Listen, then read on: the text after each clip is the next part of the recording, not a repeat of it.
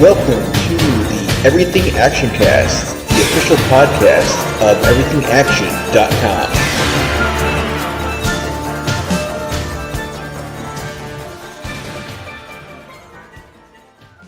Hello and welcome to the Everything Actioncast, the podcast for the week of July 3rd, 2023.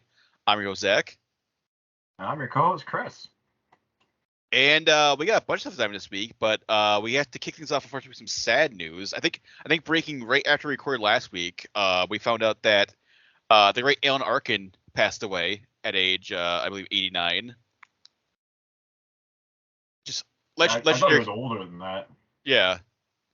Legendary character actor, just appeared in so much stuff, just, like so many different types of movies, like either co-lead or just one scene. And he still steals the whole movie in one scene.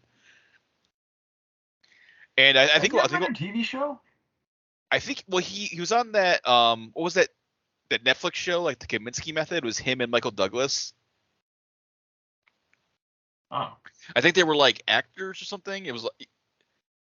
Yeah, they're trying to be like acting coaches or something, or like Michael Douglas is like an old, Michael Douglas is basically like Henry Winkler and Barry, where he's like this like aged actor, and now he's like wants to be he's trying to be like an acting coach.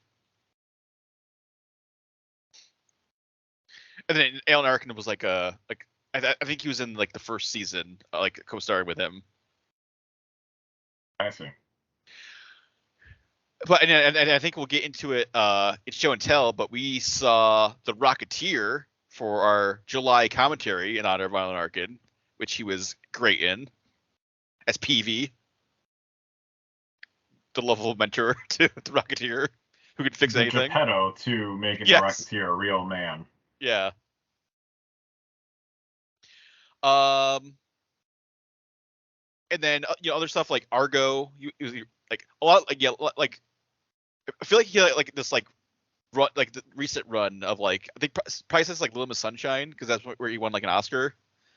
And then like just like all these like this kind of run after that of like Argo and I think actually right before Argo was Get Smart. I loved him in Get Smart. Even though Get Smart is an okay movie, but Alan Arkin was like fantastic in that. Like I just remember. Yeah. I still remember.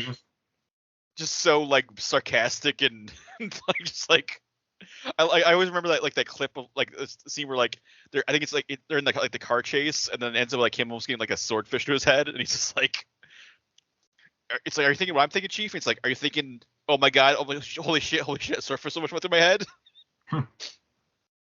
Yeah, he was good at like deadpan comedy for I don't know, just sort of being the grumpy guy in the group. Yeah.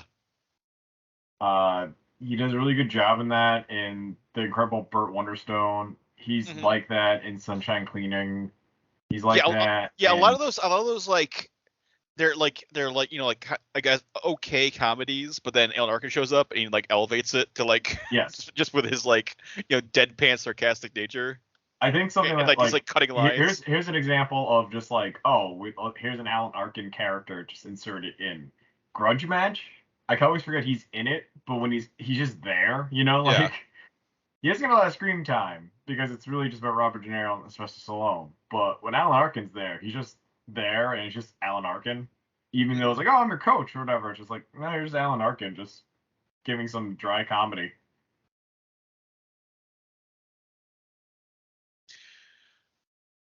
Yeah, and then if you go back to like 90s, he was in like Gattaca, he was in Grosse Pointe Blank, Sons of Beverly Hills, Glengarry Glen Ross, Edward Scissorhands. So yeah, tons of roles, tons of appearances, always great and everything. So yeah, maybe not so much Inspector Clouseau. I've only seen clips of it, never seen the full thing, but it's definitely not what I thought it would be. Like he was the Pink Panther, or like he was Inspector Clouseau. Oh yeah, okay, yeah. Like it's like a follow up to the Pink Panther. It's the third movie in the series, and they just couldn't get Peter Sellers. Sellers, so they got Alan Arkin, who, if you look at it, just looks super out of place. Yeah, that's like such a shift of like Peter Sellers to Alan Arkin. They have totally different like styles and sensibilities. Like,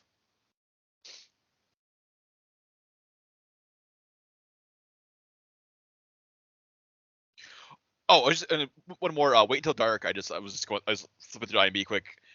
Is a great like he was like a villain in that one against like it was like I think it was Audrey Hepburn and she's like blind and then these guys like break into her house.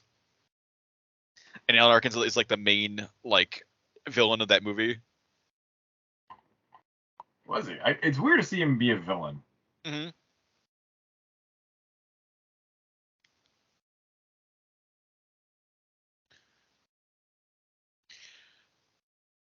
But yeah, so R.I.P. Alan Arkin. Definitely come back later this month. You can watch the Rocketeer with us. We'll celebrate Alan Arkin and that. And moving on to some other news, we got the trailer this week for The Nun 2. I'm assuming because Insidious: The Red Door is out this weekend, so you gotta get the other big Warner Brothers. Well, actually, I think Insidious is Sony, but I guess like it's it's Patrick Wilson adjacent. It's like the Conjuring universe, so you gotta get like your horror trailer out there. But yeah, sequel to the Nun, which is obviously part of the Conjuring cinematic universe. Like I think like stealthily like the most successful cinematic universe outside like the MCU. Like no one really like talks about it. It's like big cinematic universe, but it's made like all of them have made like over $1 billion, and they've all been like fairly well received for the most part. So yeah, that's to get this long. It's like if it's not an MCU or Fast and Furious franchise, like I mean, under the radar. They're up to like this will be the 8th movie, I think, right? Because there's 3 main Conjurings, there's 3 Annabelles, and then Nun, and then Nun 2 is coming out. And I think Curse of La Llorona is sort of in the Conjuring universe. They kind of were like it was kind of wishy-washy of like maybe it is. But I think they officially did say it is. So maybe there's 9 movies in the Conjuring universe now. Who knows, Zach? Who knows? Next month it'll just be another one. Just sneak it in there. I'm surprised though. After this many movies, it hasn't gone straight to DVD. Like after the certain amount of follow-up sequels. Well, I think there's gonna be the show come. They're developing like some sort of like TV show. I think in the universe, like a Max series or something. But that's actually like a production thing. That's fine, But I'm surprised like no, I wouldn't say like Blumhouse, but it'd be some crazy other production company that just secured the rights or like wrote a story. It's sort of like The Conjuring, and then paid the licensing to just become The Conjuring. I mean, like it just didn't do that. Well, I mean, obviously there's like a ton of this like horrible knockoffs that show up like Tubi or something. Or, like they like make it's like the box art or whatever makes it look like it's like a Conjuring style movie, and then it's usually like cheap horrible knockoff. Yeah, that's like no way. I'm just saying like I haven't seen in a while is sort of that degradation of the series where they get less and less budget, and then it's like just straight to streaming or something like it's like an official follow-up sequel. Or it's like the Warrens go to space or something. Like, well, a genre jump, I haven't seen in a long time. Or it's like, well, we can't afford Patrick Wilson and Vera Farmiga anymore. Now we got like these two like. It's either like the younger versions of them, so it's like a prequel to cast like cheaper actors, or do they just like here's the cheap actor like knockoffs that are taking over now. Like yeah, the cheaper younger knockoff is a thing though. That happens in action movies. That usually is the after the second movie, it's time to replace you by like a cousin character who is younger, or a prequel where it doesn't make any sense how this makes like connects to the first movie, like the Scorpion King. Or just like completely different characters that have nothing like the Marines. I mean, how many Marine movies are there? Like 5 or 6, and there's like all different characters. But I give the Marine series credit. At least I think aren't they all standalone? It's not the same Marine, right? I mean, they're all wrestlers. I think was the Miz in like 2 of them, maybe. I think he was the last one. He might have had like multiple ones. I think, but he's not the same character as John Cena. No, they're all different. They're all different, like Marines. Okay, that's not too bad because at least it keeps with a theme of the main character. Oh wow, the Miz basically owned the series. Like he started in 3, and he's been like 3, 4, 5, 6 are all the Miz. There were 6 Marine movies. Yeah.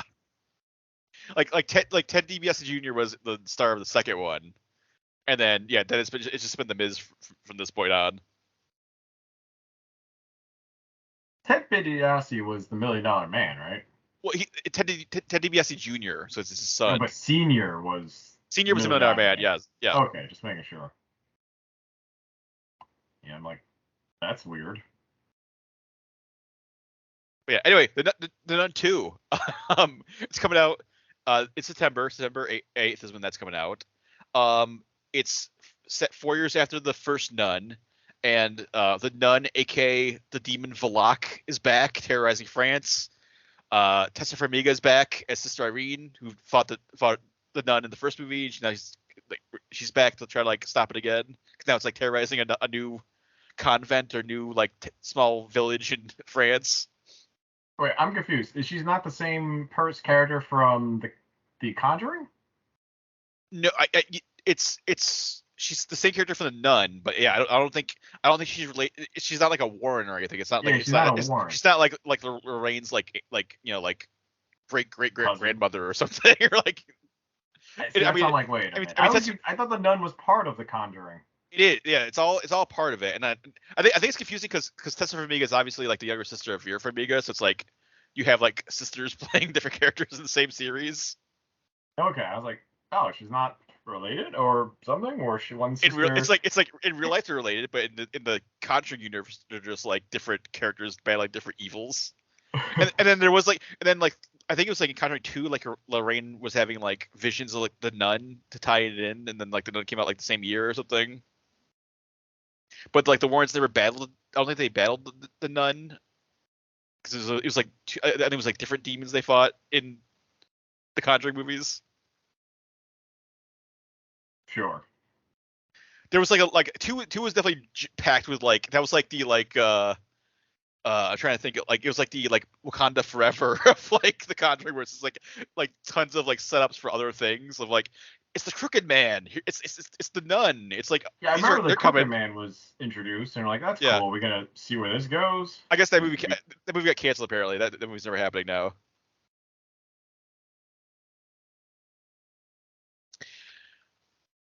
But yeah, I have you seen the first Nun?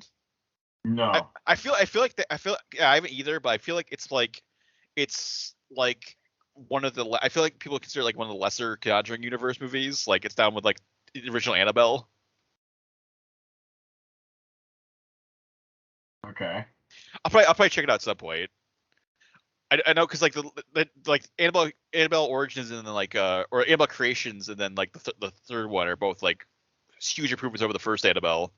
And then the main trilogy is like I think are like the top movies for most people. But yeah, this Nun 2 is directed by Michael Chavez, who directed Devil May Do It, the third Conjuring movie. So he's already been part of the Conjuring universe. And Devil May Do It was okay. It was sort of interesting because it was more like a crime procedural.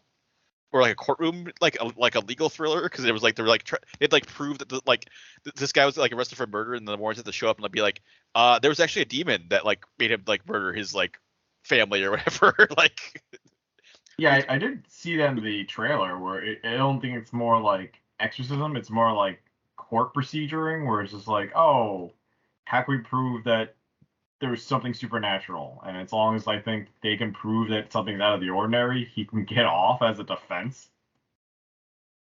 Yeah, and then it's like based on a real story. So based on a true story of like the first time that someone tried to use like demonic possession as like a defense for murder. But yeah, that was crazy. That one was crazy too because there was like an evil like there was actually like a villain of that one that was like summoning the demons and stuff, and who was basically like the like anti-Lorraine. She was like this like evil like instead of like trying to stop demons, she was like unleashing them. She was just like a conjurer. Yeah, like some sort of like cultist like witch like. Well, because I'm thinking Lorraine is trying to fight back demons and stuff and contain them in her house, but I feel like the opposite of the Warrens are a bunch of people just setting loose like spirits. Yeah, it was definitely had like a we like kind of like a this like step up of like, oh, now there's like human villains in the Conjuring universe that can like summon demons. Because before like, the first two was just like, oh, somehow like this demonic force entered our world and like possessed a kid or something or possessed someone, and then we have to stop it. Now this one's like there's like this like black magic witch summoning people like demons to like attack people.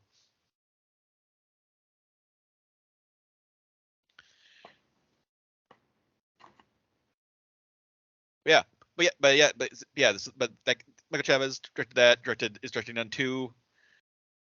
I'll probably try to see Nun at some point before Nun 2 comes out, and then You've never seen the first Nun? I haven't seen the first Nun either. No. Okay. I've seen. I think I've seen all. I think I've seen all the Conjuring movies except for like the Nun, and then maybe like the first. I don't think I've seen the first Annabelle. I've seen the. I think I've seen. I definitely saw Annabelle Comes Home because that was like the one that like was more like sort of like it was like Conjuring 2.5 because it was like a sort of like a main Conjuring movie, but then like the Warrens leave to go like on a date or something. It's like they're on date night, and it's like, well, you're here with the babysitter, bye. Like,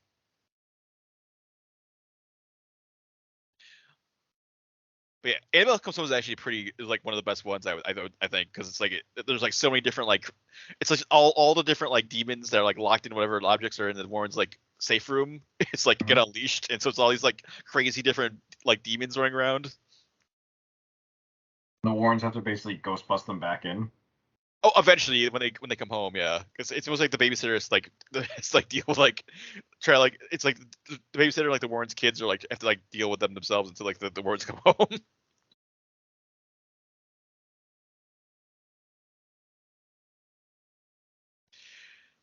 But anyway, moving on to some other news. We got some news out of Netflix. They apparently are developing a new Chronicles of Narnia movie.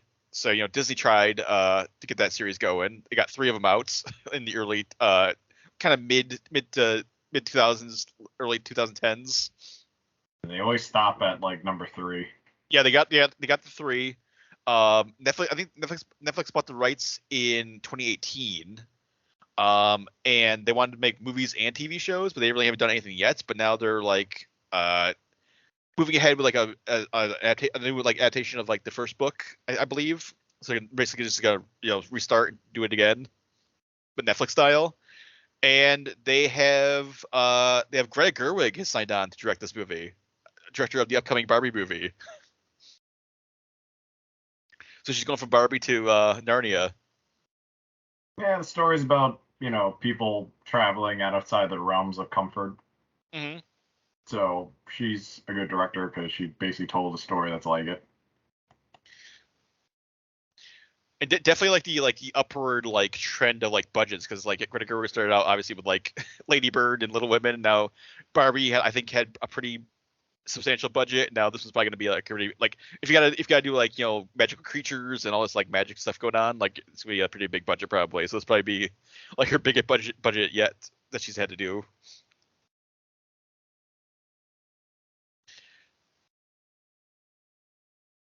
But yeah, we'll see if Netflix gets farther than Disney, or if this like I don't know if maybe they're trying to like if like The Witcher blows up with like the casting changes and everything. Maybe they're trying to get like another like fantasy series going of like, well, Witcher failed, we have Narnia now. Like it's like, well, we sank this ship, might as well get ready for the next one, which is Narnia. I've heard the Witcher Volume 1 ratings are not that good. Like I watched the first 4 episodes. They're okay. Well, not It's quality wise, like viewership. Like the viewership is like way down from like the last season. Ooh. I don't know if people are just waiting for like all of them and then they're gonna do all of them, or like people are just like, well, Henry Cavill. This is like I don't really care because like I'm not gonna like invest invest in Henry Cavill because he's leaving. I saw like a thing like this week of like, oh, like the ratings compared to like the first few days of like Witcher season 4 were are we in 4 or is season 5? I think this is season 4 or 3. Yeah, yeah. Whatever season we're in, like last season. No, 3. Season 3. Yeah. So yeah, compared to like the first few days of season 2, like it's way down viewership wise. Yeah, I guess we'll see like end of, like this month because like the volume 2 drops like end of this month. So I guess we'll have to see if like when they're all out, if people are like actually like, well, now they're all out, I'm gonna like binge all of them at the same time. Maybe people just don't want to like just do like half a season.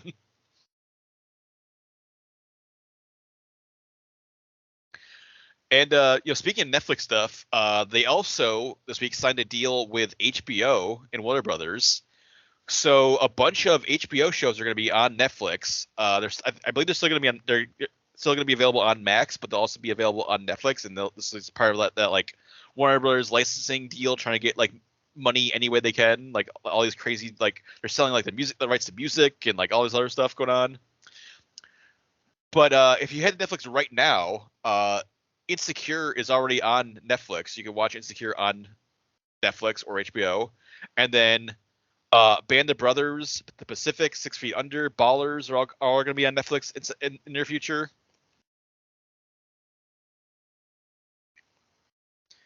So weird, kind of weird, like like these HBO shows are going to like be on like another platform. Yeah, I feel like HBO, in order to get some of their double revenue, is licensing them out, but I don't know what shows because I feel like they were cleaning house and getting rid of a lot of things. It definitely seems like they're not doing like their like recent shows. They're not putting out like Succession or something is gonna be on Netflix. Like they're keeping that stuff close to the chest. Like it seems like a lot of like legacy, like older stuff. Like like we said, like Band of Brothers and Pacific and 6 Feet Under. Like stuff's been like done for years. You know what they're gonna do? They're gonna renew the things that are already on Netflix, and that's how they're gonna say, yeah, now it's on there too. Like The Flash was on Netflix for a bit. Yeah. The TV show. Mm-hmm. A lot of CW things, and they're probably just gonna honor that. Like, oh hey, it's here again.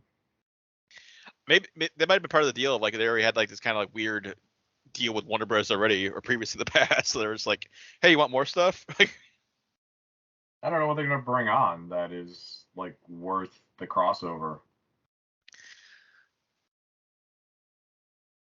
I mean, I guess if you don't have any sort of HBO, like if you don't have Max or anything, and you like you've never seen like Band of Brothers, I guess it's interesting. But like I feel like everyone who has Max has like seen Band of Brothers at least once, yeah, or like you've stumbled upon something, or like Pacific, and like I mean 6 Feet Under has been like people have seen that like like multiple times. Ballers, I don't know if anyone like. I watched all of Ballers. I feel like I'm like one of the 10 people that watched all of Ballers. Like you finished the whole arc. Yeah, people did not care about Ballers at all. I mean, I got to the season 2 and I was done. I feel like the only thing that like Ballers like helped like make happen is like John David Washington becoming a star. Because I feel like that was like he known for after that. I like Tenet and like he's gonna be in a big sci-fi movie. Like he's been in a bunch of stuff. But I feel like I didn't know he was in Ballers. Yeah, that was like the first thing I saw him, and I'm like, oh, it's Denzel's son. Like he's in Ballers. Like okay, he's very similar to his dad. Like yeah, I only know him in like 3 movies. BlacKkKlansman, Amsterdam. BlacKkKlansman, Tenet, and then the one where him and Zendaya have like a goddamn long like night fight on Netflix. Yeah, and he's gonna be in the Creator that's like the big like it's from Gareth Edwards directed like Rogue One. It's like that big like sci-fi movie that's coming out in the fall. Right. But yeah, I feel like that's like the only like the only major thing that came out of like Ballers is like, oh, people like, hey, you hear this John David Washington guy? Like, he's pretty good. The premise is, what if The Rock was The Rock, but also a sports agent? Yes. What if instead of like becoming an actor, he became like a sports agent? And then also there's also like the weird thing of like they made like the like how like the Raiders moved to Las Vegas, like that was like the whole plot of like the fourth season of like the Rock was like the Rock's character was like the one instigating the whole thing. It's like I'm gonna buy a team and bring it to Las Vegas, like.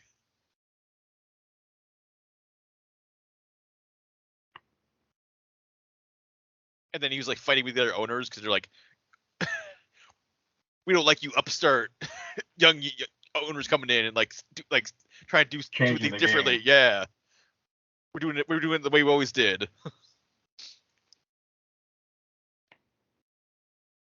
Maybe I'll give it a shot again. I just feel like it's also like, I mean, that Ballers is also just like, it's like sports Entourage. It's basically just like if you like Entourage, you like Ballers. Yeah, because like every other episode has a sports celebrity in there. Yeah. I mean, they're referencing things that probably have happened, and like one or two of the people they reference are just retired athletes. Yeah, a lot of NFL people show up, like a lot of like sports podcasters and like ESPN people. Like if you're into that sort of like stuff of like if you watch Sports Center or like you listen like sports podcasts or something, you'll probably recognize a bunch of people. Yeah, that's not my world, so I'm gonna go there and be like, who's this guy? What? Yeah. But yeah, you can watch Ballers and other quality HBO shows soon on Netflix. And then last bit of news this week is we got some interesting news about the upcoming Barney movie, which is the next big Mattel movie. We got, obviously Barbie's coming up in this month, the big showdown with Oppenheimer. But after that, we're getting a Barney movie from Mattel, and one of the executive producer on it, Kevin McKeon, mentioned that it's going to be like an adult-oriented A24 style movie. So that's weird. What? Like it's going to be in the vein. It's going to be surrealistic. It's going to be in the vein of like Charlie Kaufman or Spike Jonze. It's all about like millennial angst. This isn't the same Barney movie that's coming out, right? This is another one. This is the Barney movie they've been talking about with like Daniel Kaluuya is going to star in it. It's yeah, like Barney the dinosaur, but it's gonna be a weird like 30-somethings who are like have like tons of angst and like disenchantment with like the world, dealing with like Barney somehow. And then Barney comes alive, probably teaches them there are more things of life to worry about. If Barney was, that'd be funny if like Barney was just the same, and then it's just like these like the kids that like his like friends that were when they were kids now are like these 30, like just like angsty 30-somethings who hate him. Like get the fuck out of here, Barney. Like. But then he's all like, guys, like I didn't change, you changed. I don't know. If given enough material, I feel like it would be a good script. As someone from the outside looking in, I've seen bad movies, so like we're like, okay, like how worse can it get? Generally, I thought that on paper the Dora the Explorer movie shouldn't have worked, but I love that movie. You still haven't seen the Dora the Explorer movie, right? Not yet, no. Oh my god, like it is critically underrated. And I mean, Barbie looks weird as hell too. So I mean, they're going like a crazy weird direction with Barbie. So I mean, I guess Mattel's like, at least they're taking risks with like some of their properties they own. Like they're going like crazy with like. Yeah, it's who the hell knows Barbie's gonna be still? We have no idea. Yeah. They're taking big movie risks. They're not playing it safe, which is like, yeah, man, go for it. Like playing it safe is how you got like the mid 2000s movies. Yeah, I feel like we won't get a sense of this until we see like a trailer for Barney and see exactly what the tone is and stuff. But like, It's like at first when I first heard like A24, I was like, oh, is this gonna be like a horror movie, like a Barney horror movie or something? But then they're like, I think you're just like, it's not gonna be like A24 horror, but like the other type of A24 movies. And yeah, it sounds not what anyone would have thought a Barney movie was gonna be. So definitely have to keep an eye on that and see what that happens with that going forward. And that's it for news this week. So why don't you jump into show and tell? And we hinted at the top of the show, Chris, but you and I both saw The Rocketeer, the 90s classic, in honor of Alan Arkin. And just because it's an awesome movie, we wanted to watch it again. Yeah, it's enough time has passed where both you and I were like, oh yeah, this happens, or like we forgot things sort of beats. But we definitely viewed it now as critics to notice all these other glaring issues that the movie has, like pacing or like character like leaps or just bad editing. Well, I think the one thing that jumped out to me was like I did not remember how like night this is a straight this was like a Touchstone movie. This is like a straight up like Disney movie, and 90s Disney went like hard. Like 1991 Disney, like within like 5 minutes, like someone like there's a dead gangster in the trunk of a car, like yeah, dead gangster in a trunk. And then people are getting like folded in half like a giant like Dick Tracy like strongman villain, and then like people are getting burned to death, and like it's crazy. Oh, it's like probably the only few movies where Nazis are like a villain in a Disney movie, and it's like in the Indiana Jones era too. But at least you understood that was a thing. Here it's just like surprise Nazi. It's like right before World War II starts, or like right, yeah, because the U.S. it's like Temple of Doom era, like Indiana Jones is like out in often like India at the same time, but like but yeah, it's like 1938, like it's like right Nazis like they run Germany, and people are like, I don't know, but I mean, I don't know about these guys, like they seem a little weird, like. Yeah, but in America, it's more like, oh, that's a problem over there. That's not our problem. 100%, like that yeah. is the true like error thought. But it has some crazy setups where like a Nazi spy or like sleeper agent is in America, gets to number 3 spot to be. That's my favorite details we were talking about. Yeah, Timothy Dalton is like the third highest grossing actor in the Hollywood or something. Yep. And then his plan was to send mobsters to steal Howard Hughes's secret rocket pack. Pack. And then he was going to, let's just like theoretically say his plan was everything was going to plan. He was then just gonna blimp it back to Germany from Hollywood. Yeah. With the rocket pack. He was gonna deliver the rocket pack to like, I guess Hitler or someone like someone high up in the Nazi party, whoever he's working for, and then they would reverse engineer it, I guess, and then make an army of rocket men, and they would like attack America with rocket packs. But like from what we saw in the movie, the Rocketeer's weakness was like indoors, and then yes, like it's also quarters. It's also like if you've ever seen like a flamethrower, was like the most like dangerous job in like the entire like military, because like one bullet and you blow up. Like it's basically like you have like it's like a flamethrower without the flame nozzle. like the nozzle part. It's just like you're wearing like a backpack full of fuel that can blow up with like the slightest spark. Yeah, like even in the movie they show that it has a fuel leakage problem where like it's solved by gum. Yeah, and I know it's not a long-term solution, but I feel like PD should have done a better job than the gum. Like it was just, all right, haha, we did it just to get you out. But it's also like, is this safe? I feel like you've never done this before. Mm-hmm. And if anything, like all you had to do is just put small holes in the rocket pack. It just shows that like they are super vulnerable. I know in the pulp comic, the Rocketeer, he doesn't really go against people that also have rockets or like are true supervillains. They're more like mobsters or like German soldiers who like are threatening the border, and he shows up, punches a few people, and flies away. Mm-hmm. I know there's more than that now in the lore, and definitely like other comics. But if you just base it on what we just watched, it doesn't make any sense why this jet fighter knows how to like do half the things he does. He was not a soldier. He wasn't like training. Yeah, he wasn't. Cliff is like he's a stunt pilot. He's a pilot. Stunt pilot. And then, well, I think we commented like his fighting style. He doesn't really have a fighting style. He just throws wild haymakers like Charles Bronson style, and then that's managed to like sock people in the jaw and like knock them out or something. And he's not doing a costume change. He's literally wearing the same clothes the whole movie. Yeah, he just doesn't have like the rocket pack and the helmet on, and then everything else is exactly the same. So people are just like, wow, you look like exactly like the Rocketeer except for like the helmet. Yeah, you're not wearing the helmet, so it can't be you, I guess. Like.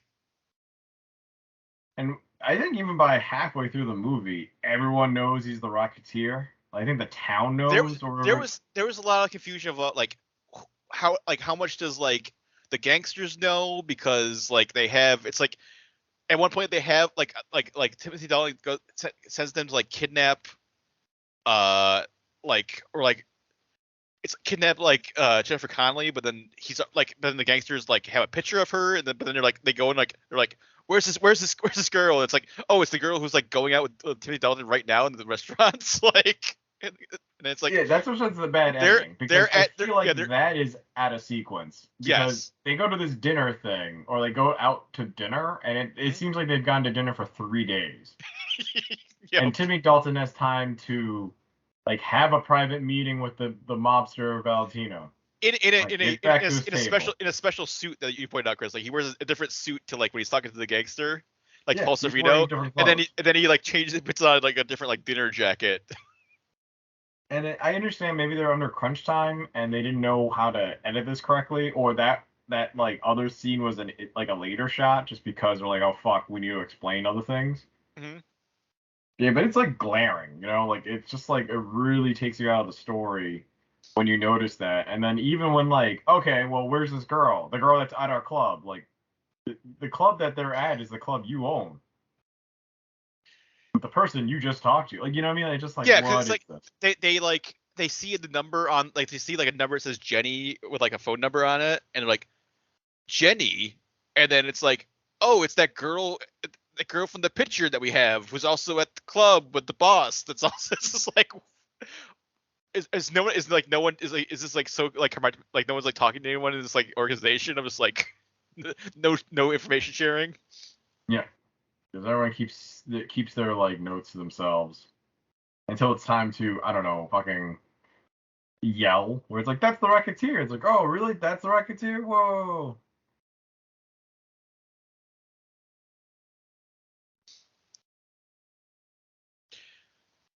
But yeah, it's a super fun, just pulpy, like of like the like that.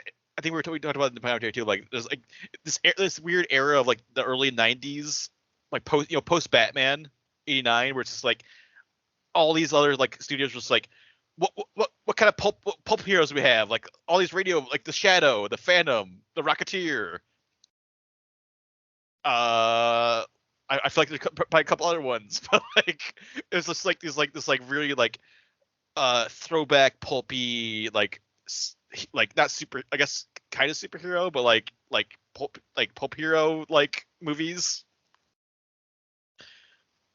Dick Tracy obviously too. But yeah, Rocketeer is definitely like one of the best ones of that weird weird trend for like 2 or 3 years. I don't know. My favorite's Dick Tracy. Dick Tracy. Yeah. I like the Rocketeer, the Phantom, and then I think Mask of Zorro was like the huge like summer blockbuster, like the kind of like, it was like, oh, this is like, you can't top this one now. Yeah, no, that one was actually it. By the time they made that, it was like 1997. They finally understood the formula, and they're like, all right, we got to stop making these. Mm-hmm. Mask of Zorro definitely has to be on our list. to watch at some point. Yep. I'm down for that. Yeah, definitely the first one, not the second one. The second one is like a huge step down from the first one, but I have only seen bits of the second one. I have not seen all the way through. I know that I think they do the thing where like they're like I think like they're getting divorced or something, and then like it's like, but then they recreate the like magic of the first movie again. And they get back together again. The only reason why they're together is through like danger. Yeah. But besides the Rocketeer, Chris, what else have you been watching over the last week or so here? I've been doing some catch up on action movies. So, let's see. I've watched Avatar 2, The Way of Water. Yes. A movie that I put off until I saw it for free. And I could see why the movie would be more spectacular in theaters, because it is definitely world building, and the graphics would just be like popping off the screen if you were probably watching a 3D experience. Well, there's huge sections of that movie that are just like suck into 3D, where it's just like it's a nature documentary for like 15 minutes. Yes. Like, yeah, you just watch like the life go on, and it's just like, okay, we're Sully, we're the Sullys, and then where might get back to the blue cat people, and then it's like cat people that can swim or cat people that can fly. It's like, all right, cool that like we're establishing that there are other versions of this Na'vi everywhere, and they all speak the same language. mm-hmm. The one problem I had was like I knew there was gonna be some bullshit like tree thing involved, and it's like, does each clan or like sect have their own magic tree? Well, I think what they're setting up is like there's like different like that same sort of like whatever the mother or whatever is like, there's like different like ways to like interact with that around the planet. How about the one you don't have to hold the breath with underwater? Like that one was like the worst one, where if you're there too long, or you have no sense of time, or there's danger, you are super vulnerable. Yeah, and also don't do that one when you are like have susceptible like seizures. Yeah. So I was like, okay, like how? And then it's just when you hear that, and you're like, what? Why would the tree grow down here? Like, in order for it to grow, like, you know what I mean? Like, it grew down there as a protection to stop other things to connect to it, because like it has no defenses. Couldn't anything just wander in and connect to it? Yeah. Even the random animals that all have different versions to connect. Some of them conventional, like a tail or like a fin, port, but not the one. The whale that connects in the mouth is like so weird of a natural design. You know what I'm talking about? Like the humpback whale creatures. The ones that they actually talk, they literally they have subtitles. They can talk to them. Yeah, they talk in alien whale language in the subtitles. Yeah, there are ports in their mouth. They show you it later, like when one of the kids is in the mouth and connects through his port, and then learns about the background. But yeah, it as a sequel, it makes sense what's going on. I don't mind that it sheds away anything about the jungle Na'vi, where it's like, all right, we have to leave this clan, we have to like forge somewhere else. Yeah. We're pretty much starting all over again. It makes sense as a arc, you know, like I didn't mind that. But you really downplayed how much of a coming of age story this would be. I just like was on my phone a few times just because it was beat by beat every like teen it's kids coming of age movie happening. The kids are the main characters. Like Jake and Interior are like in the background for like a huge chunk of the middle. Like, yeah. Even though the main villain's motive is to kill Jake, and even though for some weird reason, like whatever the general's guy's name is, like Forage? He forgot he had a son. Like what? Well, there's the weird thing where it's like he's like, I'm sort of him, but I'm not. That was like my past me. Like I have his like memories, but I'm a new version. Like, if I were storing these data things, I would definitely remove the emotion part. You know, I'm like, it's sort of like if they stored these thoughts and stuff in a computer and then upload that into a body, I would edit out the emotional part to make sure that when you're back on this planet and they know the kids on the planet, like whatever company hired them knows that they're like there. And it's like, oh, this won't be a problem. Like they didn't even prep him. They were like, hey, you know, your son's there. He was just like, whoa, like he had to figure that out right there and then. And then it's like, yeah, he's gonna be emotional about it. Who's not? They had the one video that human Stephen Lang filmed before he went on the final mission in the first movie, and that's all you get for like your briefing for Navi Quaritch. Like that's all you get to connect a small amount of plot, and then you're fine with it. Like I was like over it, you know. I was like, okay, you know, he's not really the main problem. And then it's weird because like he goes to like the whole like the same arc as like Jake does in the first movie, where he's like learning about like the nature and then like the way of this planet, like into the dragon stuff, but then it doesn't change him at all. He's like still an asshole. Nope, I've got a mission. Yeah. His character was fine. Like it makes sense. Stephen Lang in both movies is fucking awesome. Like he is like one of the best parts of both movies. Yeah. Watching him now as a giant cat like alien is different, but you get used to it real quick. My only concern was later on when like they did that like sun for sun trade and what's her face? What's Zoe Saldana's? Neytiri, when she was like threatening to kill the boy. I was like, oh, okay, like she's gonna have like a villain arc. That's cool. And then it's like forgotten, you know what I mean? It's one of those like, okay, you just can't make a crazy threat like that, and then you just sort of like the weird like spider, like the weird human kid who's like their like sort of son.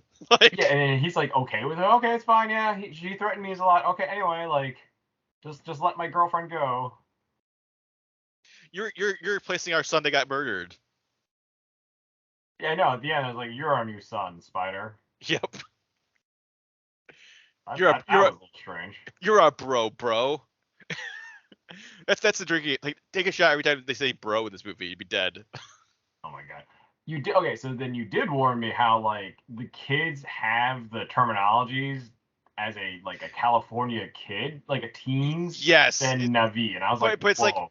like, it's like weird because like Jake obviously taught them all that, but then he was like he's in the future of our time. So it's like he's talking old slang. Like that's like retro slang, I guess. Like, but it's like, yeah, the way the kids talk is so weird. It's like it's like constantly just being like bro and like they're all just like weird surfers. Like I got that vibe. California stoners, like.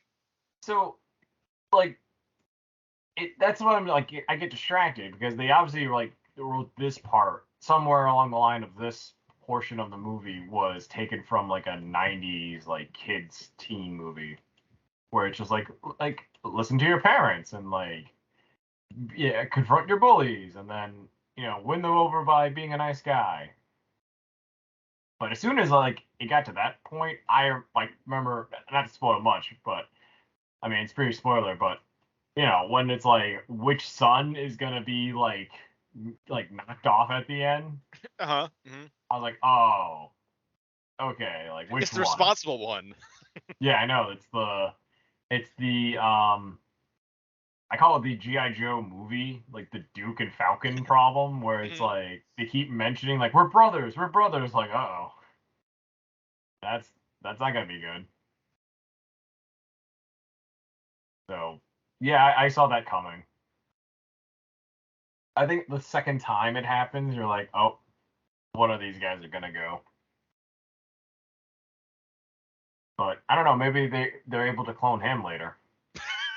Make a human version. Download him into the planet. Yeah. Oh, and then are we just not gonna question like weird young Sigourney Weaver? That she's like Pandora Jesus. Pandora Jesus, yes, but then the fact that like Sigourney Weaver voiced this like younger Yep. teen version of herself, and I'm like, Mm. oh, this is just bizarre. But I But get it. But it also appeared at like in like whatever like the like matrix of the drift. planet or whatever. Yeah, and then like it's like I'm your mother. It's like, but then it's like who did she sleep with to like have like to be pregnant with like this, or like Herself? she I has don't know. sex with like her in her avatar, and then it's like, or it was like Anakin Skywalker style. It was like this like immaculate conception. Like Yeah, the movie, right when we were about to ask that question, it dumps other things at you, so you have no time to like pay attention to that. that opening thing is just like, hey, here's 20 years of plot developments that have happened since the last movie. Here's like 5 kids and these other kids, and like everything's happened on like Pandora for like the last almost 20 years. But it just seems like they they weren't really progressing as a tribe. They're just hanging out, right, and just doing Well, I mean, everything they normally were doing. I mean, they thought they won. I mean, they thought they like defeated like the RDA or whatever and drove them off the planet. Oh, okay. But then they came back. But then now they're back with like, you know, they have like the the human like implanted let's talk avatars about and them. Let's talk about the humans coming back and just scorching that jungle. yeah. Where was that? Like, where was that in the first movie? Yeah. That would have been like I guess they didn't want to totally destroy the planet, but then now there's like, fuck it, we're just gonna kill everything. Like That thing showed up, and I was like laughing at it because I was like, okay, like are they really gonna do this? Like, I thought they would hover or like, but basically they came in and just devastated. Like, hey, fuck the first movie. Like, yep. they just destroyed everything in that zone. I mean, granted, the other tribe is still around, but Yeah. I don't think like I think a lot of those people are dead, right? Like, isn't that because like the grandma isn't around. Well, they've been like raging like a guerrilla war for like years, for like over a decade. Well, no, they lived. She's fine because she made it through the first movie, and then Yeah. she's in the beginning part of the first. But then it just like you don't see her anymore. Mm-hmm. But but you know what I mean? Like, if you think about this, Disney spent so much money on the Animal Kingdom Avatar Land with like 2 or 3 like characters from the first movie, and it's Mm-hmm. not. It's like um whatever like Zoe Saldana's mother is. She's supposed to be this like big like tribal queen, and it's like, and she is just like she has like a 5-second cameo, and that's it. They're gonna have to like refurbish all those rides and put like water people in there. Like they're gonna put like Kate Winslet in there. And that thing was like a very complex animatronic, and I feel like that thing is only like 2 years old, and it's like, oh, time for an upgrade. It's like Star Wars Land opening with like Darth Maul on opening day, and then after episode 1, they're like, now what? Yep. What do we do here?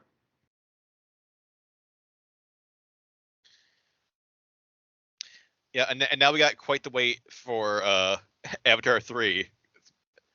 Maybe 2025, but who knows? Really? Yeah. Damn. I mean, a 2-year wait, not too bad compared to the first wait, where what, like we waited 12 years. Well, I think the first one was like 2008 or something. So, oh my 2009. So it's been yeah, over years. 20, yeah, like almost 20 years.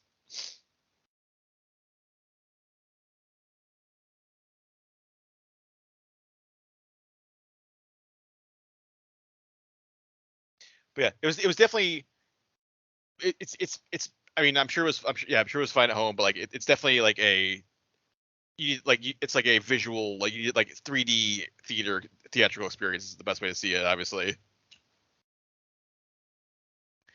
Especially like those underwater scenes in 3D were just like insane in the theater.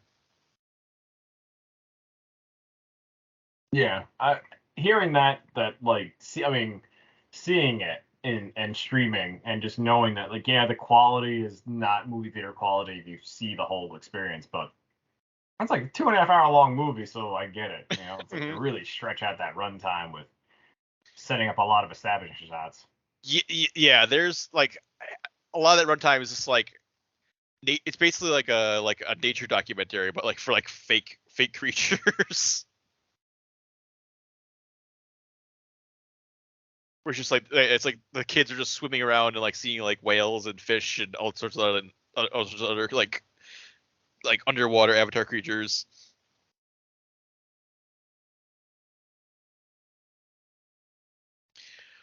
But yeah, anything else besides Avatar, Chris? So I finally saw Extraction 2. Yes. And I I was thoroughly like strapping for this action ride movie, and that's what it is. Like, it's just sort of like as soon as the action kicks off, it's nonstop until maybe the start of the third act, and then it takes a little break, and then it's like back to action again.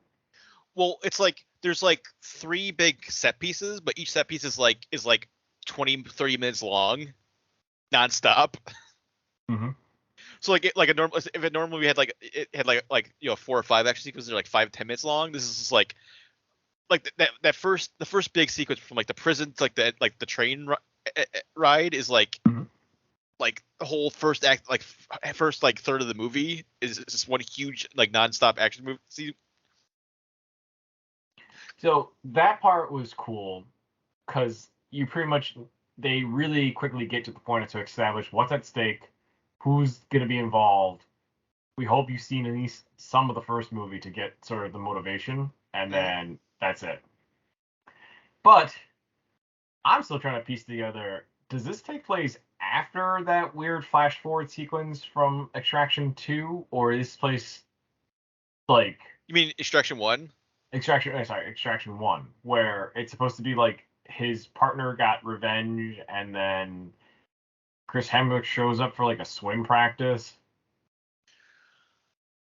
So where does that take place in this timeline? Yeah, well, it was like it was like the kid he rescued was like in a pool, and then he came back, and then you saw like maybe Chris Hemsworth like above the pool, like from like underwater or something. Yeah, that was like the scene.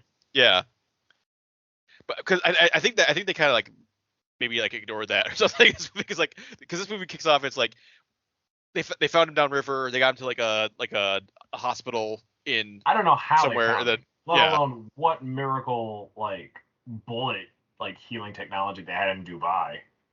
Well, I mean, I guess it is Dubai. I guess they have like who knows what they have over like, there. Like they don't have like nanotechnology, whatever they inserted into him, and then yeah. Well, I mean, he still had to do like a pretty like he had to do a training montage to get back to full strength. Like he had to get his legs working. He had 6 weeks to get back to where he was in the first movie. Yeah. A lot of wood chopping wood. That's how you get back in the healing properties of outdoor fitness. Yeah. So I get it. How surprised were you when Idris Elba showed up? Very surprised, and then also surprised he just leaves. Mm-hmm. I thought he would stick around, but apparently they only contracted him for like 2 scenes.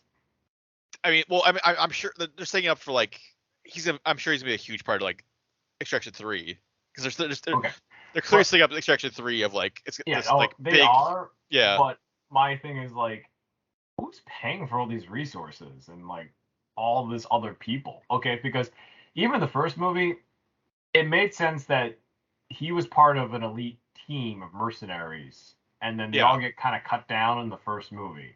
So that's just really Chris Hemsworth and like a handful of the other guys, right? But in this movie, they have all these like checkpoint groups that whenever they would regroup with the next team, and I'm like, who's this? Like, who? Do you guys work together? Like, what? You know, like I didn't understand is that part of the team that he worked with, or is that like the other organization sending men to help them? Yeah, because you know what I'm saying? Because like I think it's like Olga Kurylenko hired Idris Elba to hire Chris Hemsworth.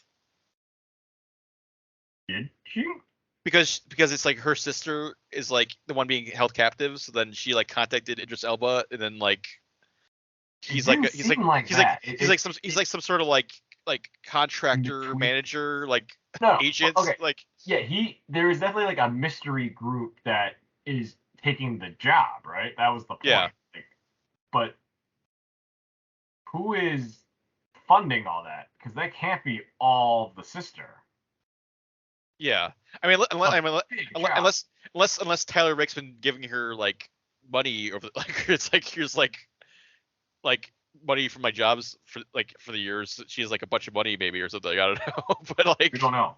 But then like I said, there's a whole bunch of like extra guys in the group that show up for like one scene and get killed. So I'm like, who's this? Like, I mean, I just want to know the world building, but is that part of their mercenary group? Like, who is this? Like, they just show up, and I'm like, all right, they're there to help. But then it's like, we just know they're fodder. Yeah, because like one whole truck gets blown up with like just a bunch of like probably at least 4 dudes in it that were just like there for the ride, got blown up. So it's like, all right, they're gone. Right. But they really draw out. Also, was the brother also in the first movie? No, he's new in this one. He's new, right? Like he's just never been part of the first movie. They make it seem like he's been there for the whole time, and I was like, I haven't seen the first movie in a while, so I was like, oh. Yeah, it was mainly just. I miss him? No, he's new for this one, and it was mainly just Nick was like the main. She was like the main partner with Chris Hemsworth in the first movie. Right. But, which I think it's definitely I definitely appreciate that she had like way more to do in this one too. Like she was like kicking as much ass as Chris Hemsworth was. Yeah, I liked her character too. It's cool that she held her own. It wasn't. And there's like and there's like no romantic stuff. It's just like they're just like friends / partners, and it's all business. Like I feel maybe there might be a romance later. Maybe in 3 because now maybe because they fought for each other or whatever at the end of this one, but. Yeah, I could see that. I don't see it going beyond that. Like, and I mean, like, they obviously didn't have feelings for each other, but it's more like they're soldiers in arms. Mm-hmm. Yeah. It feels more like a sibling relationship or something, where they're like, you're also my sister, like, and then you're also my brother, like. I gotcha. Yeah, I mean, it could be like that. I don't mind it like that. It doesn't. Not every female has to be like, oh, we have to, like, they didn't shoehorn in a romance plot. I also feel like there was just no time to. Mm-hmm. Especially when every now and then they'll just flash back to a really sad moment, like the like almost. I feel like it's this series Martha and like Bruce Wayne parents getting killed. I definitely could have dealt with, like, I don't think they needed like a lot of that. Like, I think we got enough from like the first movie of like, oh, he had a son who died. Like, we don't. It's like that just like totally kills the momentum of this movie. We're just like, hey, remember his son died? let's linger on that more and let's see him like dying of cancer in a hospital. I know. It's like, okay, movie, Jesus. Like, can we go back to the action? It's something like in John Wick. The dog dying was his motivation for the first part, but after that, he stops thinking about that dog. Yeah, and you get super brief of like Bridget Moynihan and like John Wick, like really flashes in other movies, but like there's not like, it doesn't like totally stop dead. It's like, well, I'm gonna remember my wife for 5 minutes and remember this flashback scene of us like like me sitting in her hospital bed or something.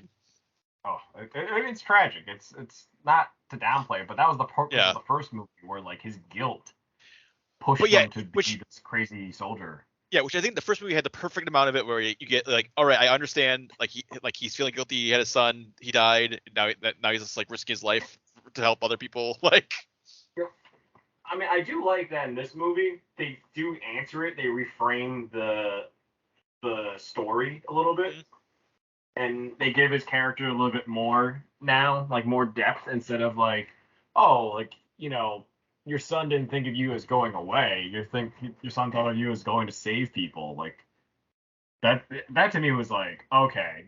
Yeah. Maybe it's worth seeing all those flashbacks. But yeah, it was like, in the mood of action movies, like, this is definitely up there, because it's just like crazy easy to follow action.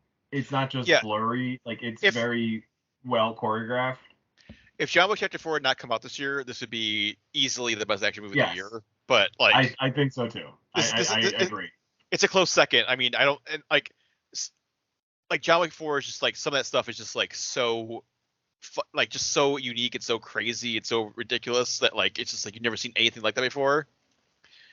But I mean, but this one is just like just the length of and just like the complexity of I can't even imagine how they choreographed like this because like it's all I mean it's supposed to be I mean it looks like one take. I don't know if it's like an actual like one take. I don't think it's a true one. I don't think it's a true one take, but like just even trying to like set that up just to like have like multiple sequences that make them look like one take is just like it's so crazy and it's like just that prison riot to like the train is just like ridiculous. Like Oh yeah. Just the different set pieces and then the pacing and then how to show that action changes. So it's not just like a steady cam or like from a distance. Like it changes how you follow it too. yeah, like you're like attached to Chris Hemsworth's chest at one point, and then you fly off of him, and then you're like then you see in front of them. Yeah. So like it's cool, creative. I guess visuals is the proper way. Like a lot of framing. Yeah. Because it's not just the same. Like, all right, well, we've only got 3 cameras to film with, so let's make the better use out of it. Like, you could feel the Netflix budget behind this. And there was some cool like creative like I love like when like when the Chris Hemsworth fights like the main bad guy and like the like that like glass like those glass panels outside the building and it's like shattering.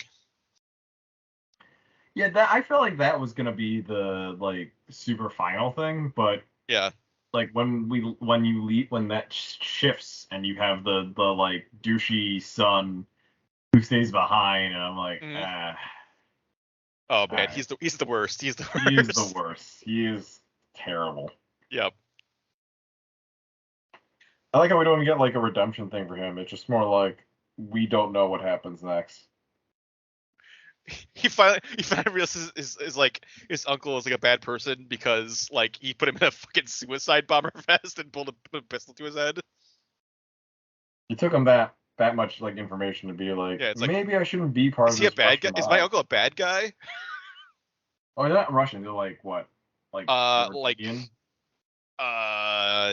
like Georgian. Georgian. Yeah. And they basically run the country of Georgia. Like the governor, everyone in that country just like bows to them. Basically, it seems like. How did the sister fall in love with this douche? Like it doesn't make any sense how they would meet. Yeah.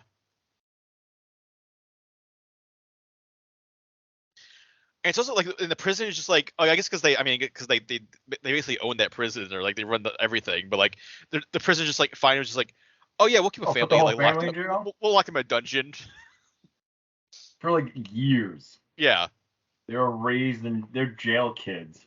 Yep, they're fucking baned. They're being baned.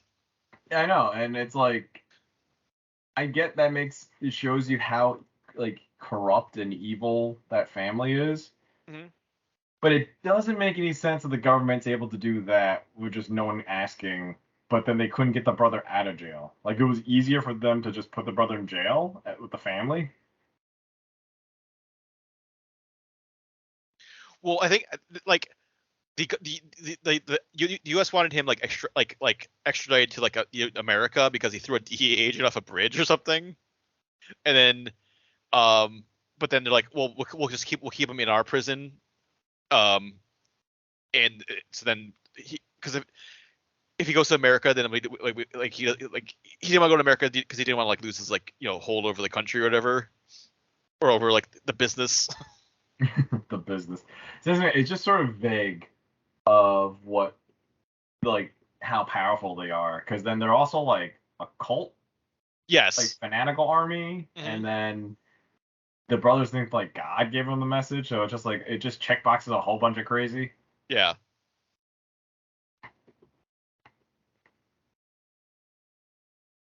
But I enjoyed it. I definitely recommend it to like our fans, people who love just action. I definitely like. It's great to see Chris Hemsworth be like not a dumb guy who's like actiony. He's just like he's very. No, he's not a Jack Reacher, but he is definitely competent in this. Like you feel like he's an operator. He's like a deadly guy you don't want to mess with. Yeah. Like his arm was on fire and he was still punching people in the face. He was using his flaming arm as a weapon. Yeah, people still wanted to mess with him. And also a treadmill. That was like probably the best kill in the whole movie. Was like that guy like felt like got slammed to a treadmill and like flown off of it like to like off a second floor of where a treadmill was and like and then snaps his neck on the way down. It was in like the hotel when they're trying to get out of the hotel. Yeah, I saw that. Yeah. But yeah, anything else besides that, Chris? That's about it from me. I think I could. I've been trying to watch Silo. Mm-hmm. I recently trying to catch that on Apple TV Plus. Did you actually like? Are you doing like a trial of Apple TV Plus or something, or? Yeah. I'm watching. Watched like 4 episodes of it, I think. Mm-hmm. And it feel like this is Apple's attempt to try to make a Fallout TV show before like Amazon does. Mm-hmm. But it's based on like a series of books, I think. Yeah, it's based on a book, but in terms of why they went so hard on this, it's because it's trying to capitalize on the like sci-fi trend that I think Fallout brought up more, like the series and the lore. But it involves just the building right now, like the conspiracy of why people are in this building. Like, so do you know the story so far? Mm-hmm. It's like, I mean, isn't it like every human who's left is like in this like missile silo basically? That's like, and then they made like a new society. It sounds very Snowpiercer. It is very Snowpiercer, yes, but we don't know if humanity is the only last bastion. It's because the characters even say like they've been in there for like 140 years, so it's like so many generations have gone by, and the reason why they're in it, people have forgotten, and then the records of pre-silo living was destroyed and has now been controlled. Like whatever's left has been controlled by like a committee who you don't see for a bit. And then Tim Robbins is sort of this I forgot what his title is, but it's just like it's some high ranking title where it's like he makes decisions, like the decider, like some bullshit title. The adjudicator. Yeah, it's sort of that.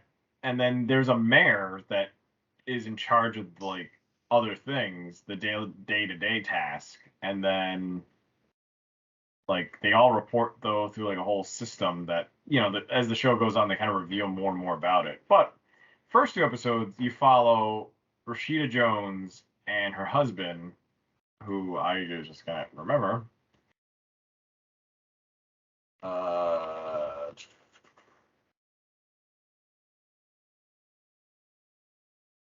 my God, he's just not in the card. David Iola. Yep. Yeah. Mm-hmm. So yeah, like the first episode, you think you're gonna follow David Iola for a while, but he's immediately like removed. So then it's like then Rebecca Ferguson is introduced like in the like first episode, I think, or the second, but they do like a character shift where you think it's gonna be David Iola for most of it, then it's like nope, it's gonna be Rebecca Ferguson and her character. And she essentially is like the same character as David Iola, but with the added benefit is that like she's been like a lower class citizen for the last something years. It's because she is part of like the maintenance crew that keeps like the engine and all the spoilers stuff running. So she gets upgraded to be the sheriff because David Iola, like whatever rule they set up, like the previous sheriff can nominate a new sheriff, and then it could be anyone, and there's no training. It's sort of like you're the new sheriff, and it's like just figure out how to like enforce rules. So you don't go to school for it, like it's just like she's a mechanic, but it's like now you're the sheriff now. So that's like the one leap you kind of like get introduced to, and you're like, all right. But the tensions are in it pretty cool because like there's a lot of slow burn action, slow burn drama. Um, I'm episode 4 in, and they just sort of kind of revealed that there is a greater conspiracy. They kind of reveal in the first episode, but then you confirm like how much of it in the second. And by the time you hit the fourth, it's sort of like, okay, there is like a bigger thing going on. But I'm not sure if they did this in the novel, but they in here it sort of works and it sort of doesn't.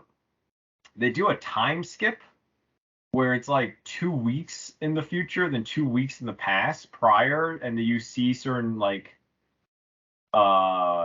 perspectives or clues in this short time frame, which I think they're just doing just so they can kind of stretch out the story. I'm not sure if it's like that in the novel. Like if in the book they do a time skip, but even then it's not like a giant time skip.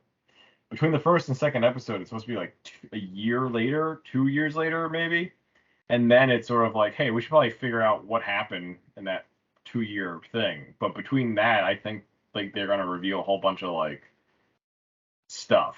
But you know, like even in that like fast forward to get to the like where to get you catch up to date, there is like another thing that happens, and David Ola plays another part to it, and you just have to wonder like what like it makes you just it's not loss, like the TV show Loss, but it's just sort of like if they told the story a little more linear, I think it would be less confusing. But I think because they tell it in like certain chunks at certain times like this, they give you like it makes you confused, so it makes you forget certain things, so they can like surprise you again.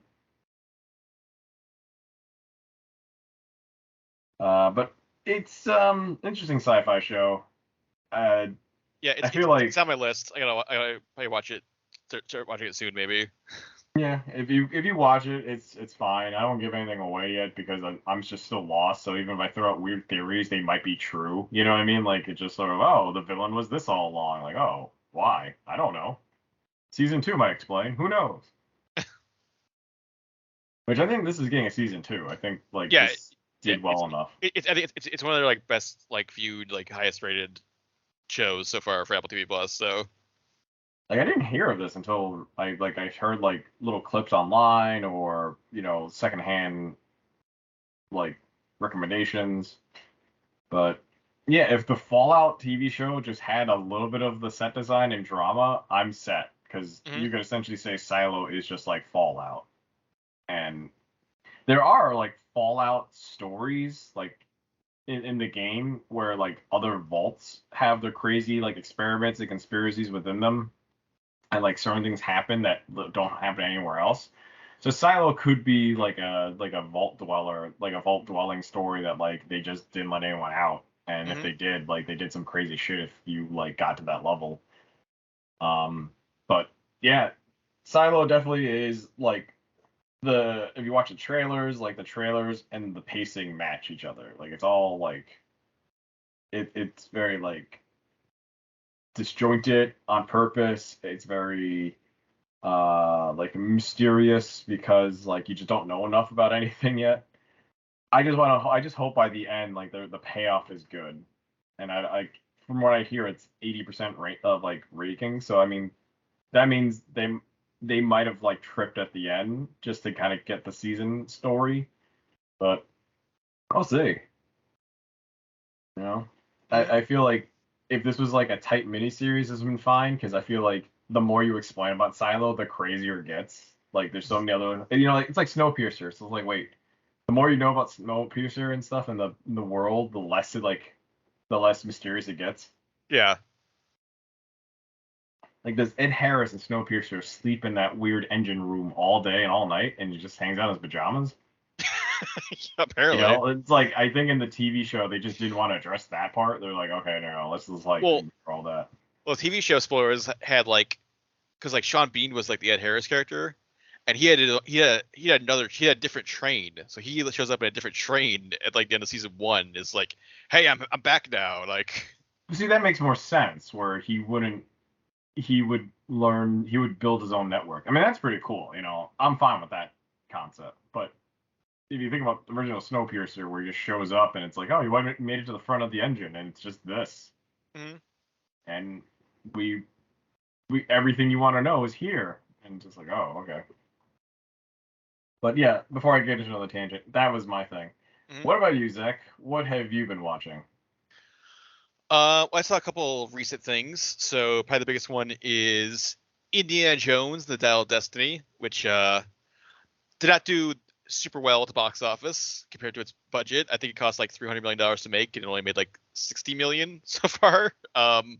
Which is not good. It's like this summer is like full of like these movies that cost like way too much money that are making not enough money. But yeah, obviously the fifth Indiana Jones movie, the final, and then according to Harrison Ford, the final one he's gonna star in.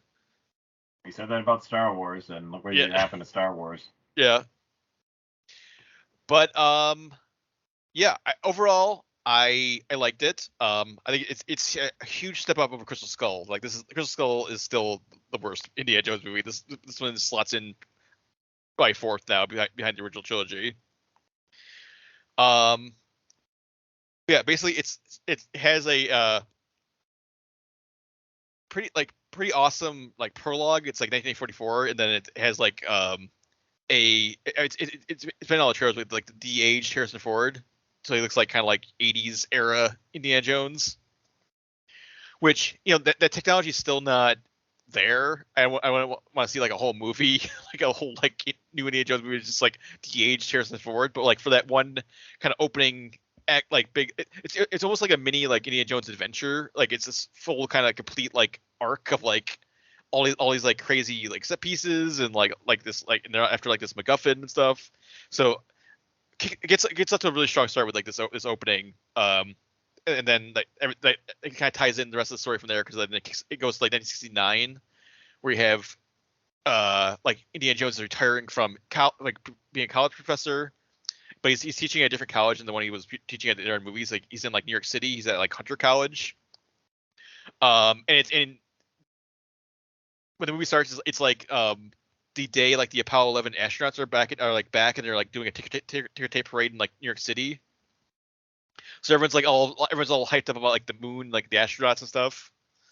And then then his goddaughter shows up, Phoebe Waller-Bridge, Helena Shaw, and she's like, we gotta find like I'm trying to find like the Dial of Destiny, because like it's the Antikythera, which is like this like Archimedes invented it. It's like this like super advanced like time like telling device. But it's like the way it's like the gears function, like the complexity of it. It's like it was like it seems like way too advanced for like what like Archimedes like created at the time. So it's like this like kind of like mysterious object. It's basically an actual like artifact of like this. They found like this like actual like Greek artifact that was like it's just like the way it was like it had such advanced functions for like the time period of like it could like predict like solar events and like astronomy events and stuff, and it had it's like interlocking dials and gears and stuff. It's basically like a clockwork device that should like before like clockwork things should have even existed. But yeah, she's after that, and then also Mads Mikkelsen, who is Jürgen Voller, who was a Nazi soldier, Nazi scientist, but then basically Operation Paperclip. They brought him to America, and he helped with like the like NASA Apollo missions. But he's also been. What year was the previous adventure? That it's like the 40s. It was 1944, so it was like the end of the war, basically like the last kind of like last gasp. Like it was like there's this like treasure train full of like everything Nazis stole. They're trying to get it out of the country or get it somewhere because like the Allies were like right at taking Berlin. They're like right on the edge of like winning the war. And then Mads Mikkelsen was like there on the train, and then like got like defeated by Indiana Jones, and then also lost the dial because like, he's the one that wanted the dial over. Like Hitler wanted like the spear of destiny, like the spear that pierced Jesus Christ's side at that crucifixion. But then like Mads Mikkelsen's like, this thing is like way more powerful and important than that thing, and then they're like, nah, this is what Hitler wants. So Mads Mikkelsen has been obsessed with like the dial for like decades. Even when he was like working on like the Apollo mission, he was still like obsessed with like getting this dial back. So you became like a rocket scientist, huh? Yeah. I think he's loosely based on who's the famous scientist, like the famous like German scientist that like helped with like the like Werner von Braun. Like he's supposed to be like a like an evil version of it basically. And yeah, then it kicks off into like a whole like typical like Indiana Jones globetrotting. They like there's a second piece. The dial got broken into two pieces. So there's like you have to like go and find the second piece, and then if you combine them, then when you combine them, it like unlocks its full potential, whatever that might be. And yeah, lots of chases, lots of fun Indiana Jones stuff. I do think it definitely feels a bit too long. Like it's like 2.5 hours long. It definitely feels like it could like get some stuff trimmed out of it to like make it shorter. Because like it doesn't drag it as much, but it just feels like wow, we're still here doing stuff. Like like I don't know, maybe like some of the set pieces got trimmed down or something else got trimmed down, but it definitely like it feels a little shaggy. Of like there's probably some stuff that could have like another pass of the editing or something. I wonder if this could be a director's cut later. Director's cut that makes it shorter, yeah. And yeah, and then they also do like there's a lot more like it's a lot of like car chases and stuff, and like more than you would expect, which I think is a smart thing because like then Harrison Ford doesn't have to like do like like these like extensive like fist fights or anything. Like they're not trying to do like a Liam Neeson thing where they're trying to like make it seem like he's still doing stuff even though he's not, like with like editing or like stunt doubles or something. It's just like well, let's put him in a car or put him in like a tuk-tuk and then have him like drive around, and like it's still thrilling, but it's not like taxing him. It's like 80-year-old man or whatever. And it definitely feels more practical and like grounded in like Crystal Skull, where like Crystal Skull felt like a video game, especially the middle part, where it's like, well now we're like a PS2 game, we're like it's we're swimming with monkeys, it's all CG, and it looks horrible. Like this looks like it looks way better. It feels more like grounded and like more like practical and more like the original trilogy. And yeah, Harrison Ford's still great. I mean, he's a cranky old man now, but that like fits his character in this movie. And I feel like Mads Mikkelsen isn't doing anything you haven't really seen him do before, but he does it so well that it's just like, all right, it's another like awesome Mads Mikkelsen villain performance. Is he just like Hannibal? He's just he's just like the same, like the Mads Mikkelsen, just like ruthless, like cold, like calculating, like he's like the chief, like that style, like it's just like super intelligent, super cunning, just like but like super focused on his goal. I do feel like Boyd Holbrook doesn't get to like as much. Like I feel like because like obviously he started in like James Mangold's like other big like character send off, Logan is like the villain, and he was like such like a wacky, like crazy over the top villain in that movie, and I feel like he doesn't get to do as much of that here because he's basically he's like Mads Mikkelsen's like main henchman. Really? Yeah. He's a German like. Yeah, well, German with like I don't know if he's like putting on like a southern accent, but he's like or if it's just part of his cover, but yeah, like he's like a like all in with like Mads Mikkelsen, like whatever he's trying to do. And then then Phoebe Waller-Bridge is fine. I feel like she's like there's a lot of people who just like despise her in this movie. Like I thought she was fine.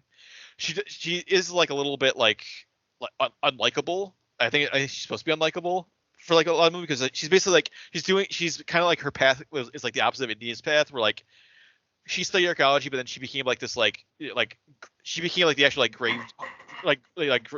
grave robber, like black market person that India always hated, of like because India wants to preserve history and get stuff into museums, and then she's like, I'm gonna sell. I don't care about money. I want to sell it for. I only care about like how much profit I can get from these artifacts. I don't really care about history. So it's like they're kind of like big like clashing. It's like it's like, and he's like, well, what would your father think about this? Like he was like always he was always about preserving history, and she's like, well, I don't care. Like he's dead. I'm making money or whatever. I don't care about money. But obviously there's like there's like an arc of like her kind of like learning the value of history as the movie goes on. Archaeology. Yeah, and there's also like there's a character named Teddy who's like played by Ethan Isidore, who's basically like he's like Phoebe Waller-Bridge's short round, like he's like her kid sidekick. He feels really superfluous, unnecessary. Like doesn't really do anything interesting or like he's nowhere even close to the level of like a Ki Kwan. Like he's like just like if you could take him out of the movie completely, you would have been like totally fine with like not having him in there. And there's also like another character who's like a CIA agent in the beginning, and who's like working with like Matt Nicholson and stuff. But then she just like, and it's so like it makes it like way more convoluted than it need to be. Like the CIA is like helping him sort of, but then they're like oh we're like out, you're going overboard, we're not gonna help you anymore. So but that doesn't really go anywhere or do anything. So that character is also like totally like unnecessary. It just makes like the kind of the beginning act of like who the villains are and stuff like overly messy. It just could have been like, oh, there's this guy who like never gave up on like his like Nazism. It was like has been like secretly like biding his time and like waiting to like like strike again. Is he doing it for Nazi Germany or just doing it for himself? He's doing it for himself, but also because he thinks the power that the dial has, he thinks it can like help him like like restore like the Reich and restore like the glory of like Germany and stuff. Ooh, okay. And he's like, so he's like he wants to bring back the Third Reich. Yes, he wants to correct Hitler's mistakes and like or what he feels were Hitler's mistakes and like make like a stronger new Nazi Reich. Oh no. I was thinking more like he was a Nazi and then like discovered that there are more to things than Nazis and just wanted pure power. No, yeah, he's different. But this is just straight up the Nazis want more Nazis. Yeah, he's just been biding his time. Like he was helping like America like with the rocket program, but he's just been like, as soon as this is done, I'm back on my I'm getting that dial and I'm doing like what time to break out the old outfit. Yeah, yep. So yeah, overall it's fun. I had a good time with it. If you want to see like I feel like it's worth seeing in theaters, but if you want to wait for Disney Plus, that's perfectly fine too. It's probably a reasonable thing to do too. Especially if you don't want to like if you don't have 2.5 hours to spend in the theater, like but yeah, but this is definitely, I feel like it's definitely a better send off than Crystal Skull. Like now this is the last indie movie. I feel like Indie went off on a better note than Crystal Skull. So yeah, definitely check it out if you're a Indiana Jones fan. And then I also checked out a movie that came out earlier this year, Hypnotic, the gigantic box office bomb from Robert Rodriguez. That came out in March. It made almost no money. And man, this Hypnotic is a just huge disaster. Like it's so confusing and stupid and like makes it's just like it's trying to be so obviously trying to be like Inception or like Christopher Nolan. Like it's trying to be like this like big heady like what's real, what's fake, like all these it's like mind powers, man. Like we're reality shifting, and it's just like, but it has none of like the like cleverness or like visual sense or like anything that Christopher Nolan brings to it. It's just like it's just all like super like convoluted and stupid. But yeah, but basically Ben Affleck is this detective who his daughter got kidnapped when she was like 7, and he's been kind of like stewing on it for like years, and then there's these like series of bank heists that are happening, and this guy who is like pulling off the heists seems to have like these like mind control powers, and then but also like one of the things he was after was like a safety deposit box with like a picture of Ben Affleck's daughter in it. So then Ben Affleck's like, oh, this guy is like tied to like my daughter's disappearance, but I gotta find it, figure out what's going on. But then he finds out, oh, there's these people called hypnotics who can like control your mind. They basically have like the Purple Man from like Jessica Jones. Like they have that ability. They can just like tell you to do, they'll like tell you something, and that you're like compelled to do it, or like that's like what you think now.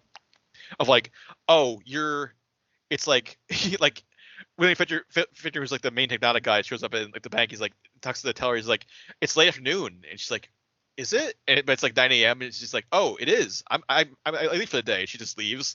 Like so he just like tells people like it's like he gives them like suggestions of like you're burning up, you're robbing this bank, like, and then like they do it.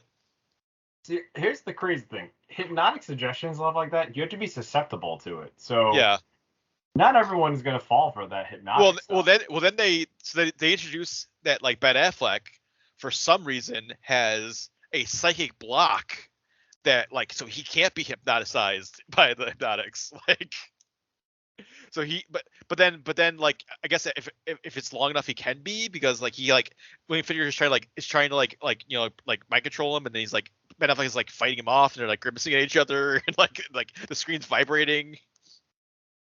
But yeah for some reason Ben Affleck has like this like block that like lets him like fight the hypnotics. What? And then but then they like it's like that's like one reveal but then it's just like a reveal they keep like changing like what you think is happening in like the dumbest way possible, like, oh, you thought like the hypnotics were like this, they're actually this, and then everything you saw before was fake, now this is the real movie.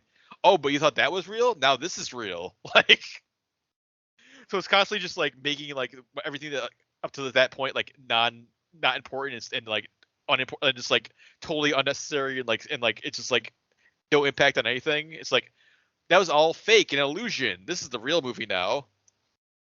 So you mean to tell me like this is a movie with like 3 different like plots basically, or it's like well it just keeps like dream sequencing. It keeps like pulling back the layers of like it's like the opening layer of like Ben Affleck as a detective trying to find his daughter, and then they pull a layer off that, and it's like this is what here's the real truth, Ben Affleck, and then they pull like another layer off that, like it's like actually this is the real truth. Like, it also kind of feels like remember Nicolas Cage movie Next. Yeah, Next, where it's like the entire movie just never happened.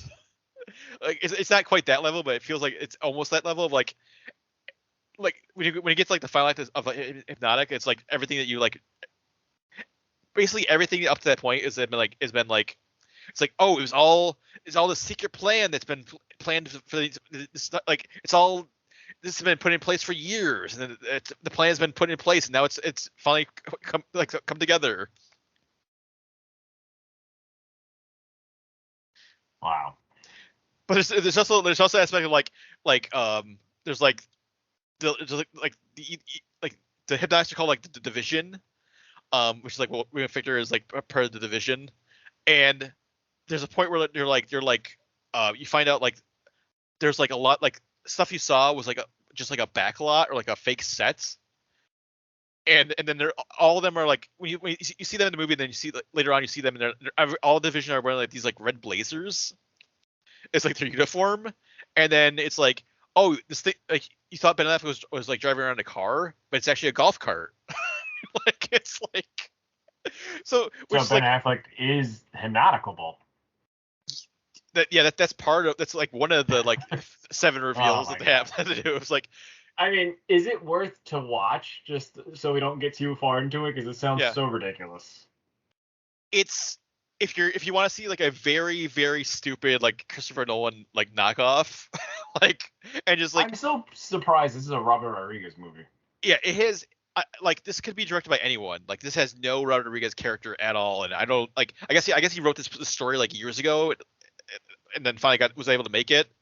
But like it has none of his visual style, like none of his like like energy. Like Ben Affleck is just like so like mopey and depressed and doing the the Batman voice the entire movie, and it's also visually it kind of looks like Seven or like trying to be like David Fincher maybe too. It's just like it has. If you just showed someone like who directed this movie, like Robert Rodriguez would not be like your like 10th choice as the director who directed it. Like it's just so like not his style at all. But yeah, I feel like it's probably worth checking out. Check it out if it's on like a streaming service. I don't think it's on like Max or like Netflix or anything yet. If it shows up, if it eventually shows up like one of those like, on Prime Video or something, or like one of those streaming services, watch it. Because when you start seeing like, especially like after like the first reveal or like the second reveal, when you start seeing like the layer, like the reality gets pulled away and you see like what's actually happening, it's just like, wait, what the fuck is happening? This is what's going on. And also if you want to be in on like the How This Get Made episode, because that was like the most recent How This Get Made was Hypnotic. So if you want to like watch this and then listen to the episode, that's probably a good thing to do. That's what I did basically. That's the only reason I watched it. But yeah, I would not pay any. Don't pay any money for this. Just wait for it to show up streaming somewhere. Do not give Ben Affleck your money. Yeah, and if you want to see like, just go in being aware that it's very stupid and very like convoluted. And then last thing is, which I'll probably have a review next week on the site, like a written review. But I got a chance to check out Shin Ultraman. I got a review screener of that, which is the another, I think it's the third movie from Hideki Anno, who directed Shin Godzilla and Evangelion 3.0 plus 1.0 Thrice Upon Time. Yeah, that's a reasonable, logical title. Yeah, right? And I think he's going to be directing. I think it's coming out later this year. Shin Kamen Rider. I think it came out in Japan. I think it's going to be coming out maybe like end of this month. I think Shin Kamen Rider is coming out. But Shin Ultraman is out. You can watch it now on VOD. It's going to be on DVD and Blu-ray next Tuesday, the 11th. But yeah, very very similar to Shin Godzilla. Like it's like where it's kind of like a reimagining reboot of the whole mythology of Ultraman, and also like a lot of like there's like some like social satire and commentary about like the Japanese government and like the nature of humanity and like world, like the kind of world politics, along with like a giant like superhero guy fighting giant monsters. But yeah, but basically it's the same setup as like I believe like the original Ultraman, or like I think the 66 version is like the main inspiration for this one. But yeah, basically you have there's been a slew of like kaiju attacks, and so the Japanese government sets up like the special like government team called like the SSP, the S-class species suppression protocol. And it's like two of them are nerdy scientists who it's like a biologist and a physicist, and then two of them are like field agents. Like one is like I think like a former cop, and then one is like she's like I think she's like in the equivalent like the Japanese like CIA. She's like the PSIA or something. But they all every time there's like a monster attack, they go and like try to stop the monster. And they're actually doing a pretty good job like stopping the monsters without any sort of like Ultraman super like any sort of help. There's like conventional weapons are taking down these kaiju. But they're getting strong. Like tanks. Yeah, they're using tanks. They're using like they figure out like they're able to figure out like a weakness and then kill the kaiju with like whatever that weakness is. So they're actually doing a surprisingly good job up until like the point when the movie starts, and then like the kaiju are getting like strong, like noticeably stronger, and then Ultraman shows up, and then Ultraman is the one kind of like helping them to take down like these kaiju now. With like his fist and punching. Yeah. Well, he's got his fist. He's got his like he's got like his like spacium beam. He's got like his like all his special powers. He's got like he can generate like energy saw blades and stuff. So he's fighting the monsters, and then like but then it turns like this like big like the government's like they want to know like who Ultraman is and what the threat is, and like and then the governments around the world were like oh, who is this like who's this like extraterrestrial being that's like helping Japan, and could he like is Japan gonna like turn him on us like, or like so there's a lot of like kind of like political like discussion about Ultraman on like what his intentions are, and then you find out fairly quickly that like one of the SSP guys Kaminaga, like the police guy, is Ultraman, and he's like. And he's using like like the classic like the beta capsule to transform into Ultraman and fight these monsters. And then you get to like other aliens that are showing up, like these other like alien species that are like they want to like manipulate humanity for their own purposes, and they're like going about different ways of doing it. And then you get into this kind of like commentary about like the Japanese government and how like how quickly they fold like to like the whims of these aliens, so, like sign treaties because they want to be like the first people to like we'll be the first people to sign these treaties. We'll get all their technology and we'll keep it for ourselves, not like because then we want to rely on the other like governments of the world because we're like subservient to the U.S. sometimes. But then they're getting in trouble because like it's like the UN is like do you have like technology you're not like this like dangerous technology you're not sharing with the world, Japan? Like what the hell is going on with that? And like and there's also a lot of like inter-Japanese government agency squabbling of like, oh this like the defense ministry wants to do this, but then like the environmental protection agency wants to do this, and it's like, so, which I think a lot of that was in like Shin Godzilla of like a lot of Shin Godzilla was like the different like departments of like the Japanese government like debating like what to do about Godzilla. Where it's like, oh, is he a protected species? Is it like an environmental disaster? Is it like how do we respond to him? Yeah, like should we like try to like destroy him? Should we like guide it? Like that was like a lot of Shin Godzilla was like people in like rooms debating how to deal with Godzilla. And there's Shin Ultraman is definitely more. It leans more toward like what you expect from Ultraman. Like there's a lot more, like fights with like between aliens and kaiju and Ultraman. So it's not quite like the balance is more balance of like between like what like kaiju action and like governmental debates about what to do about certain creatures or like certain technology or like there's also like the aliens are also debating amongst themselves like, oh, is humanity worth saving? Like are they gonna like become a threat at some point? We need to destroy them, or should we like protect them? So there's a lot of like that. So it goes to like a bunch of philosophy. Yeah.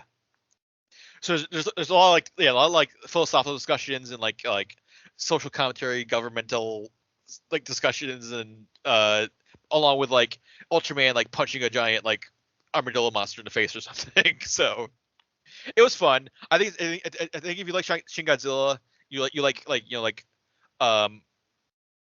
that's like